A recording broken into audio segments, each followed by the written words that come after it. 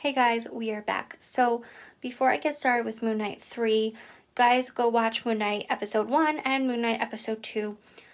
If you haven't watched the series, I highly advise you to watch the series before going for the Easter eggs because there is so much in it and it's very confusing. Like I said in episode 2 of my Easter egg video, that I had so much trouble getting into these episodes until this episode. This is when it got good. This is when I felt like it was more of a national treasure mix of The Mummy.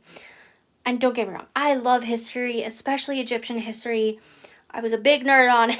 So once it got to that point, it was extremely enjoyable. The dissociative identity disorder, which is what Mark Septor / Stephen Grant had, gets explained later on in episode more 5 and 6. But we see more of this understanding about it in this episode, and then more of the history and all that. So bear that in mind. Let's go to the Easter eggs and enjoy. We are now well into episode 3, and we are seeing more of Layla's story. Layla, if you guys don't remember, is Mark Septor's wife, and she comes across him in Stephen Grant's body, right? Or technically it's vice versa. But anyway, so we learned that Layla and Mark used to work together. Layla is originally from Cairo, and her father was an archaeologist. And she worked in antiquities, so she's very well versed in all of this.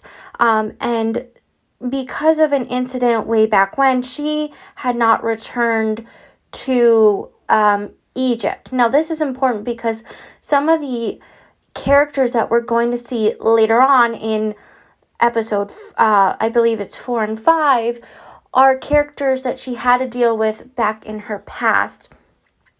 But anyway, so obviously what she's doing is illegal, but she is going after Mark / Stephen to help. Meanwhile, Harrow had gotten the scarab of Ammit and found the tomb. Now, he kind of had the idea of where the tomb was, in the sense of he was an avatar, so he knew how to get into the pyramid where the avatars meet. And that's what they're breaking into as civilians, not from the avatar perspective.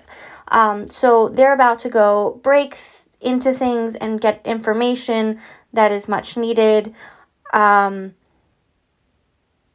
Yeah. Now we also have Mark Septor / Stephen Grant in Egypt, and they are looking for Harrow to stop him from releasing Ammit because of the terrible things that Ammit believes in, as in killing or taking the souls of the people who would eventually do bad, or so she says. Now, he does have Khonshu's help, but they have very limited power. The avatars don't believe that Khonshu is trying to stop Ammit for a good purpose. So they're about to go set out on this adventure, and it's going to end up in a situation, which we're going to see later on in the episode, where Khonshu loses his power. Unrelated, I wanted to screenshot this picture. This was just a gorgeous shot of the pyramids of Giza, and I just felt like we should also celebrate and appreciate the realness of where they film and what these cultures are.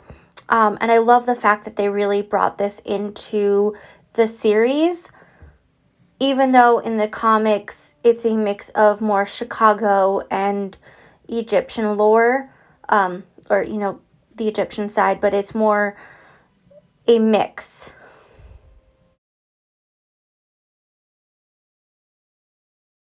Now, at this point, Stephen Grant / Mark Scepter is pulled in to have a meeting with the other avatars.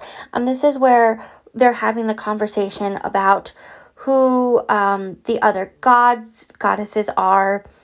And it's basically a trial about whether they're telling the truth or not. They don't initially believe him, and so this is when they're having an issue and they're going to put Khonshu into a statue form so he can't help. Or at least that's the plan if Khonshu does something, which we're about to see. They also want to use his DID against him, and that is going to come up in this trial. Okay, pardon me, I lied about the beginning.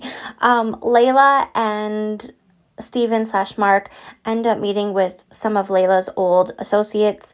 In this episode, I didn't take screenshots of it, but this is when this comes into play, this map.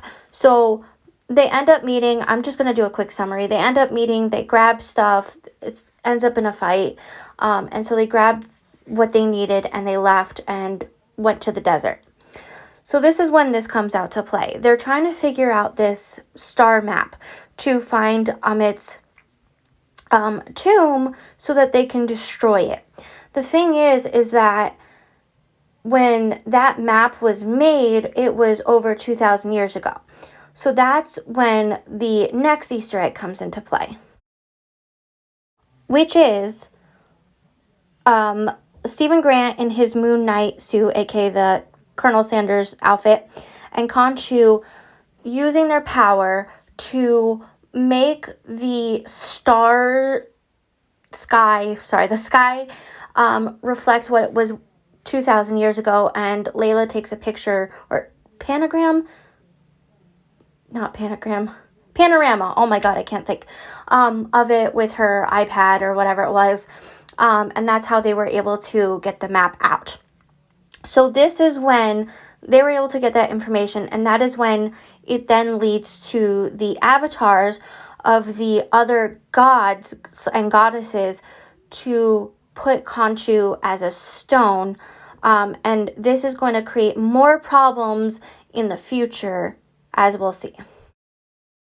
Now here is a photo of the statue. The statue will come back into play later, but if you guys could like, subscribe, share, and comment, that would be extremely helpful, and I will see you guys Friday.